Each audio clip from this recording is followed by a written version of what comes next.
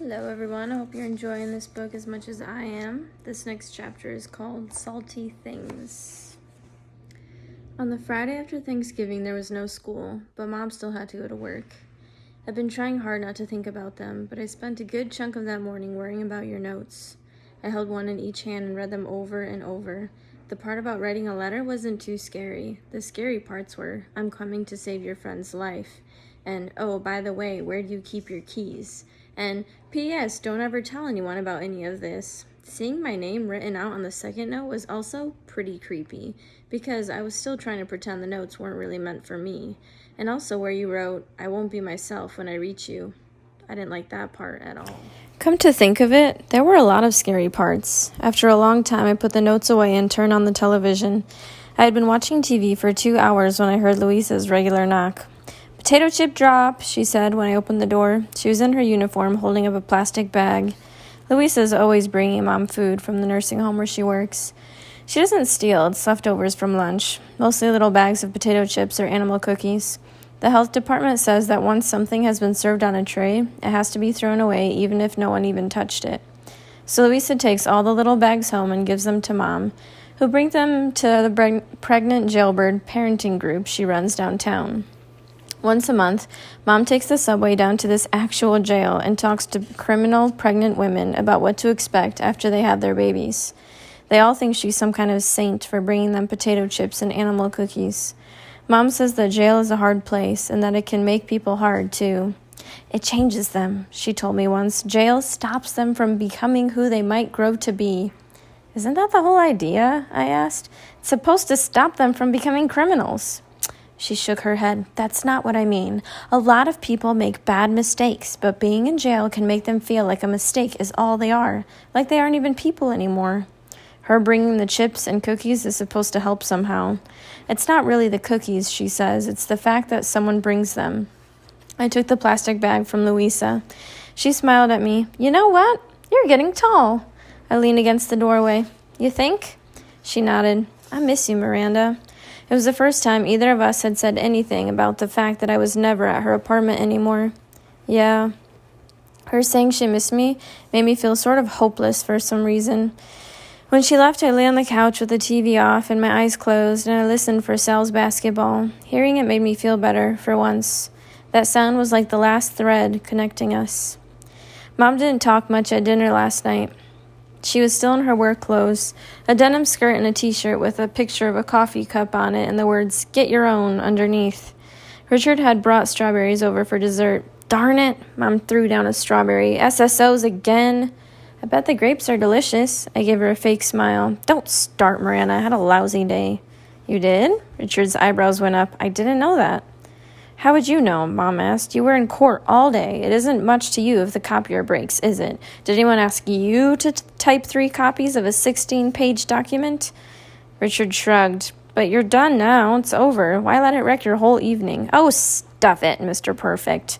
Mom stomped off to her bedroom without even giving him a chance to tap his right knee. Richard looked at me. What did the 0 say to the 8? I rolled my eyes. Nice belt. He'd been telling me that one for at least a year.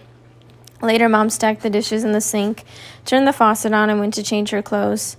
I stood there and watched as the greasy saucepan overflowed onto the plates underneath. The oily water reflected the light and made the whole thing look like a sparkly fountain. Sometimes I can stare at something like that for a long time. Mom came back wearing sweatpants and started washing the dishes. I opened my math book at the kitchen table. A minute later, Richard came in and said, Didn't I leave that extra pair of work shoes here a few months ago? I know they were in the closet, but I can't find them anywhere. Mom's head snapped up. I knew it. I just knew it. We had been robbed, after all. Next chapter is Things You Pretend. The Monday after Thanksgiving, we were stuck in the school cafeteria for lunch. The naked guy was back, running down Broadway, and they wouldn't let any kids out of the building. Kind of cold out to be running around in your birthday suit, Colin called over to us on his way to a table of boys. Anna Marie giggled. I could see Sal over there. He'd glanced toward us once, but acted like he didn't see me. I watched the boys for a few seconds, all of them trying to talk louder than the other ones. Sal was doing it too. Every once in a while I could hear his voice on top, and it reminded me of this game we used to play on the crosstown bus on our way to the city pool. Sal would be holding onto the silver bus pole, and I would grab the pole right above his hand. Then he'd move his hand so it was right above mine, and I'd put mine on top of his until we were on our tiptoes, holding onto the pole near the very top, and usually some grown-up would say to stop fooling around. Couldn't we see the bus was crowded and one of us was going to fall over and knock somebody over?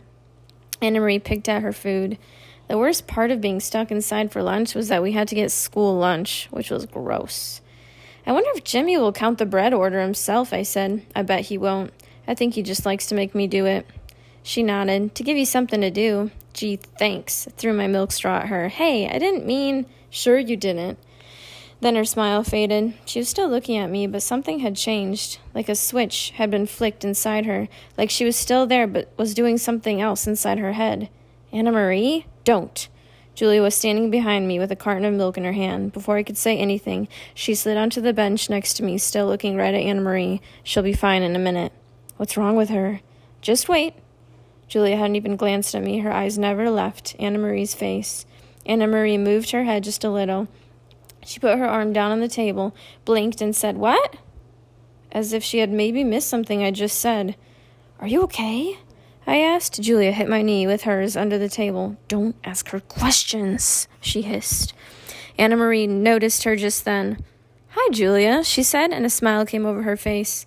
Julia smiled back. Hi. Then she turned to me. So, Miranda, how's the playground going? For Main Street, I mean. She wanted to talk about Main Street? Now? Her eyes held mine. I heard your proposal was approved. Congratulations. Congratulations? Thanks. Will there be swings? How are you going to make them? It was dawning on me that Julia was showing me something, teaching me how to help Anna Marie. Paper clips, I told Julia. I'm using paper clips to make the chains for the swings, and I'm going to cut pieces of rubber tire for the seats. Julia was nodding. That sounds great, she said. I could almost imagine us being friends, having this conversation for real. What else? She asked. What? She looked annoyed. I wasn't catching on fast enough. For the playground. What else? Oh, well... Seesaws. Definitely seesaws. Then Anna Marie spoke. You know, balsa wood would be perfect for the seesaws. It's usually easy to cut. I think my dad might even have some. Really? I said, that'd be great. We could paint them orange just like the ones in Riverside Park. Yes, Anna Marie said. We can start them at my house. Maybe even today if you want. She looked at Julia. Want to come and start Miranda's seesaws? Before Julia could answer, I said, There's no rush. I just got the plans approved. We can start next week. Anyway, Anna Marie, you were coming to my house today, remember? I felt Julia pulling away. See you guys, she said, and stood up. Bye, I said. Anna Marie looked up at her. Bye, Julia. A few minutes later, the PA system cracked to life, and Anna Marie was called to the nurse's office. Anna Marie shrugged, smiled, and walked away, saying, See you in a minute. But she didn't come back. Next chapter is called Things That Crack. Outside our classroom, Julia waited for me with her hands on her hips. God, you're an idiot. You're an idiot. You know that? I'm an idiot? She's been eating all that bread at that stupid job you got her. She's not supposed to eat any of that stuff. Idiot. I didn't get her the stupid... I don't even know what you're talking about. It's her epilepsy, idiot. You total idiot. Her dad has her on this special diet. He makes her special food. She's not supposed to eat bread or drink soda. She's not? No, she's not. Idiot. And by the way, what's your problem with me anyway? I'd really like to know. What? Your problem with me. What is it? Besides the fact that you've called me an idiot 6 times in the last minute? Besides the fact that you shot a rubber band at my head? She waved all that away as if I had mentioned some silly detail. I'm talking about way before that. You've hated me forever. You've been giving me dirty looks since, 3rd grade. Are you going to pretend you haven't? I stared at her. Some feeling had started in my stomach and was traveling up to my face, and I knew that when it got there, it would turn bright red and hear the ocean, which is what happens when I get put on the spot. If I don't cry, I turn red and hear the ocean. It's a lose-lose situation. What are you talking about? I said. I have no idea, she said. I really don't. But a person knows when someone hates her. At least, I do. She flung her arm down, and her little silver watch flew off her wrist and hit the floor with a crack. A very sharp, final-sounding sort of crack. Her precious watch. I'm not proud of this now, but that sound which echoed in the tiled hallway made me really happy. I sucked my bottom lip so that I wouldn't smile. Julia bent down to pick up the watch. I thought she would start to screech, but she just flipped it over in her hand and looked at it. A web of tiny cracks covered the face like a cobweb. Oh, great. She puffed out her cheeks and exhaled slowly. This whole day just sucks, she said, and she walked away. On the way home, I found myself walking half a block behind Sal again. I'd learned not to run and catch up to him. He would only look at his sneakers and not talk.